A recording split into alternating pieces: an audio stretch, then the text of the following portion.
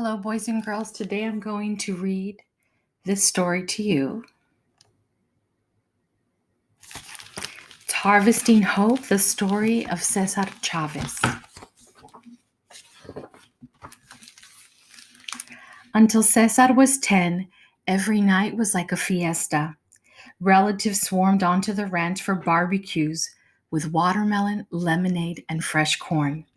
Cesar and his brothers, sisters, and cousins settled down to sleep outside under netting to keep mosquitoes out. But who could sleep with uncles and aunts singing, spinning ghost stories, and telling magical tales of life back in Mexico? Cesar thought the whole world belonged to his family. The 80 acres of their ranch were an island in the shimmering Arizona desert, and the starry skies were all their own.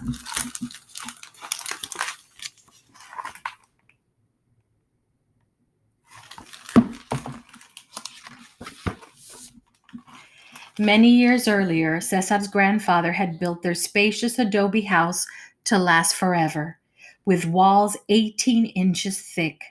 A vegetable garden, cows, and chickens supplied all the food they could want. With hundreds of cousins on farms nearby, there was always someone to play with. Cesar's best friend was his brother Richard. They never spent a day apart.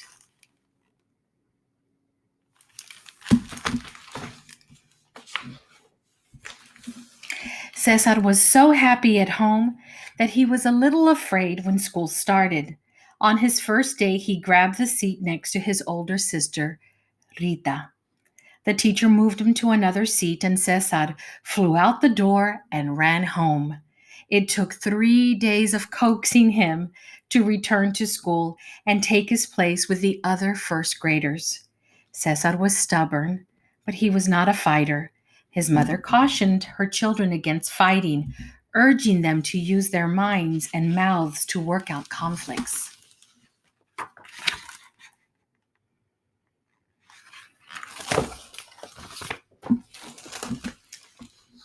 Then, in 1937, the summer Cesar was 10, the trees around the ranch began to wilt. The sun baked the farm soil rock hard. A drought was choking the life out of Arizona. Without water for the crops, the Chavez family couldn't make money to pay its bills. There came a day when Cesar's mother couldn't stop crying. In a daze, Cesar watched his father strap their possessions onto the roof of their old car. After a long struggle, the family no longer owned the ranch. They had no choice but to join the hundreds of thousands of people fleeing to the green valleys of California to look for work.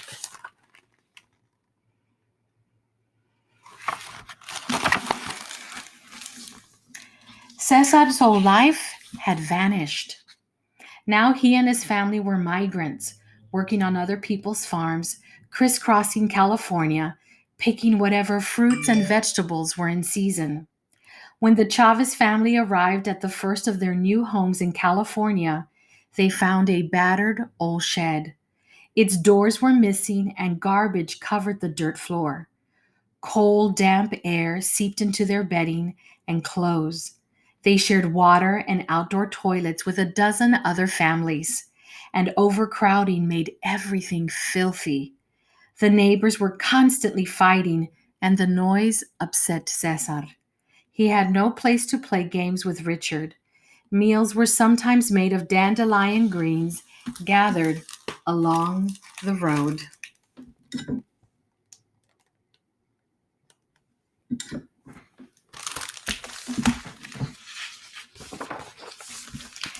Cesar swallowed his bitter homesickness and worked alongside his family. He was small and not very strong, but still a fierce worker. Nearly every crop caused torment.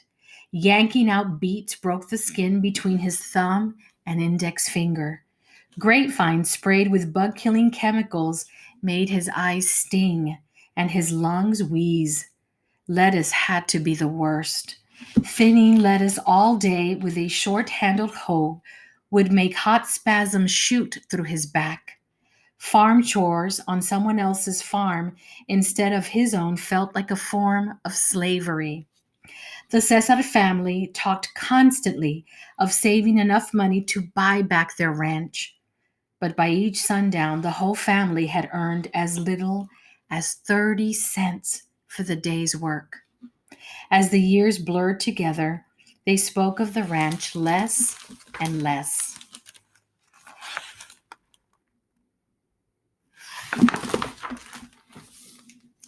The towns weren't much better than the fields. White trade only signs were displayed in many stores and restaurants. None of the 35 schools Cesar attended over the years seemed like a safe place either. Once, after Cesar broke the rule about speaking English at all times, a teacher hung a sign on him that read, "I am a clown. I speak Spanish." He came to hate school because of the conflicts, though he liked to learn. Even he considered his eighth grade graduation a miracle. After eighth grade, he dropped out to work in the fields full time.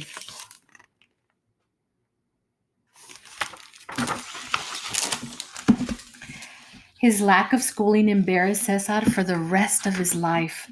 But as a teenager, he just wanted to put food on his family's table. As he worked, it disturbed him that landowners treated their workers more like farm tools than human beings. They provided no drinking water. They provided no clean drinking water, rest periods, or access to bathrooms. Anyone who complained was fired, beaten up, or sometimes even murdered. So, like other migrant workers, Cesar was afraid and suspicious whenever outsiders showed up to try to help. How could they know about feeling so powerless? Who could battle such odds?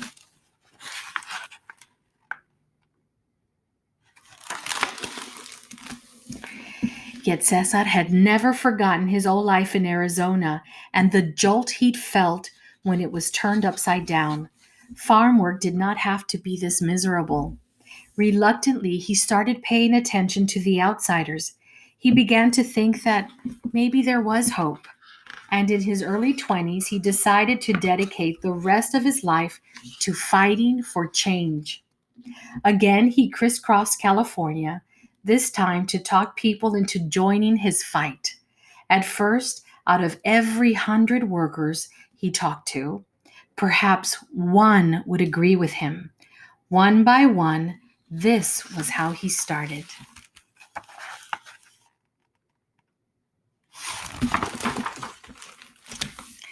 At the first meeting Cesar organized, a dozen women gathered.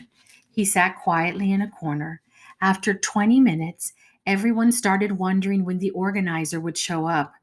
Cesar thought he might die of embarrassment. "Well, I'm the organizer," he said, and forced himself to keep talking, hoping to inspire respect with his new suit and the mustache he was trying to grow. The women listened politely, and he was sure they did so out of pity. But despite his shyness, Cesar showed a knack for solving problems. People trusted him. With workers, he was endlessly patient and compassionate. With landowners, he was stubborn, demanding, and single minded. He was learning to be a fighter.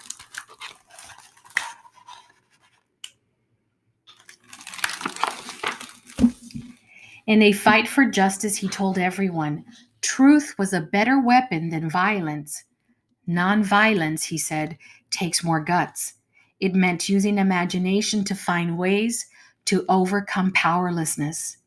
More and more people listened. One night, 150 people poured into an old abandoned theater to Fresno. At this first meeting of the National Farm Workers Association, Cesar unveiled its flag, a bold black eagle, the sacred bird of the Aztec Indians. La causa, the cause, was born.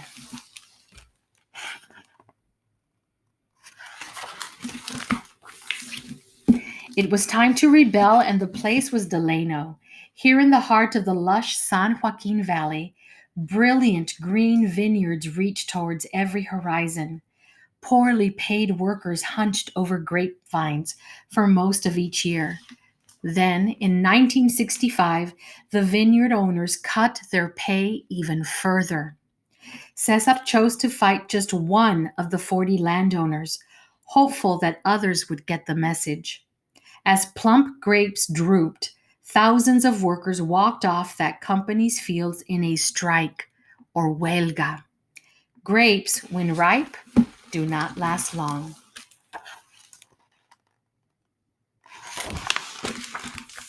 The company fought back with everything from punches to bullets. Cesar refused to respond with violence. Violence could only hurt La Causa. Instead, he organized a march of more than 300 miles. He and his supporters would walk from Delano to the state capitol in Sacramento to ask for government's help.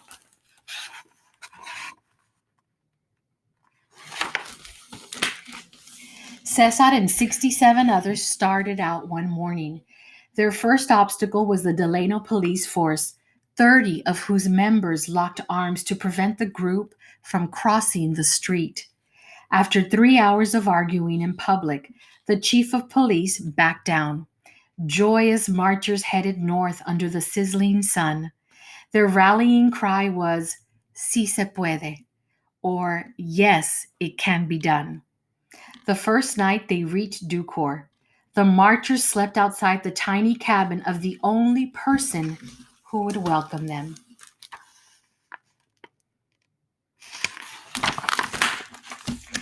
Single file, they continued, covering an average of 15 miles a day. They inched their way through the San Joaquin Valley, while the unharvested grapes in Delano turned white with mold. Cesar developed painful blisters right away. He and many others had blood seeping out of their shoes. The word spread. Along the way, farm workers offered food and drink as the marchers passed by. When the sun set, marchers lit candles and kept going.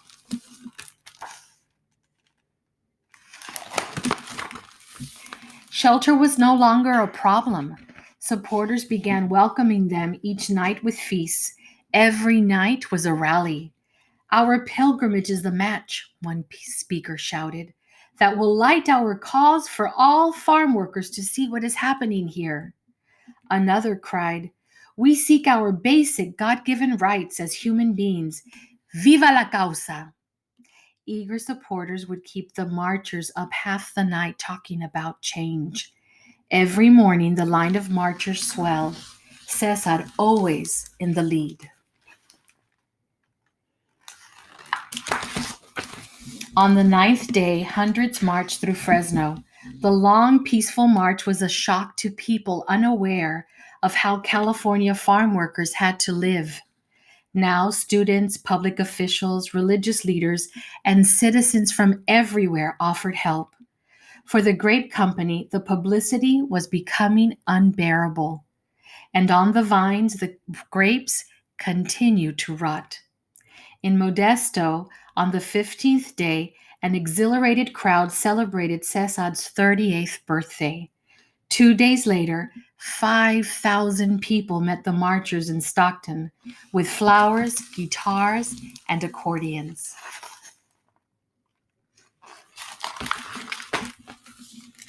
That evening, Cesar received a message that he was sure was a prank. But in case it was true, he left the march and had someone drive him all through the night to a mansion in wealthy Beverly Hills. Officials from the grape company were waiting for him. They were ready to recognize the authority of the National Farm Workers Association, promising a contract with a pay raise and better conditions. Cesar rushed back to join the march.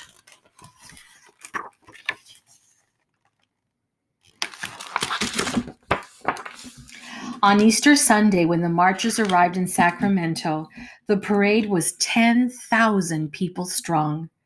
From the steps of the state capitol, the joyous announcement was made to the public. Cesar Chavez had just signed the first contract for farm workers in American history.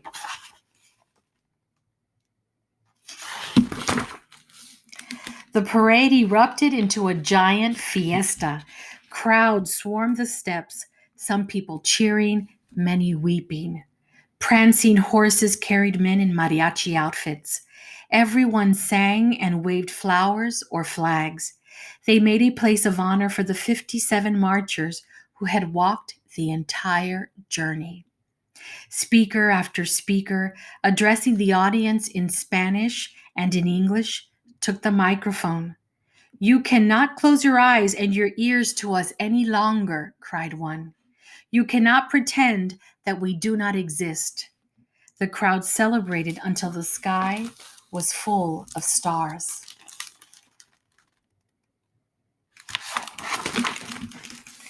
The march had taken its toll. Cesar's leg was swollen and he was running a high fever. Gently, he reminded everyone that the battle was not over. "It is well to remember there must be courage, but also that in victory there must be humility." Much more work lay ahead, but the victory was stunning. Some of the wealthiest people in the country had been forced to recognize some of the poorest as human beings. Cesar Chavez had won this fight without violence, and he would never be powerless again.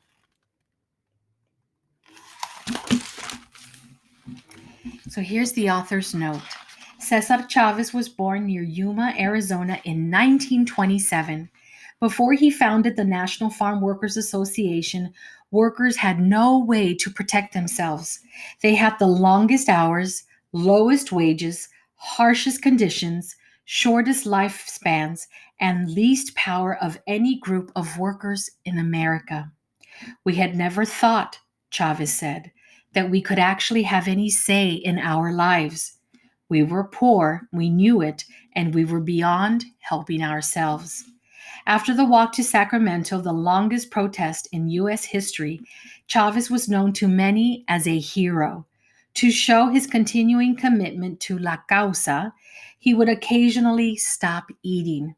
His hunger strikes could attract publicity from around the world.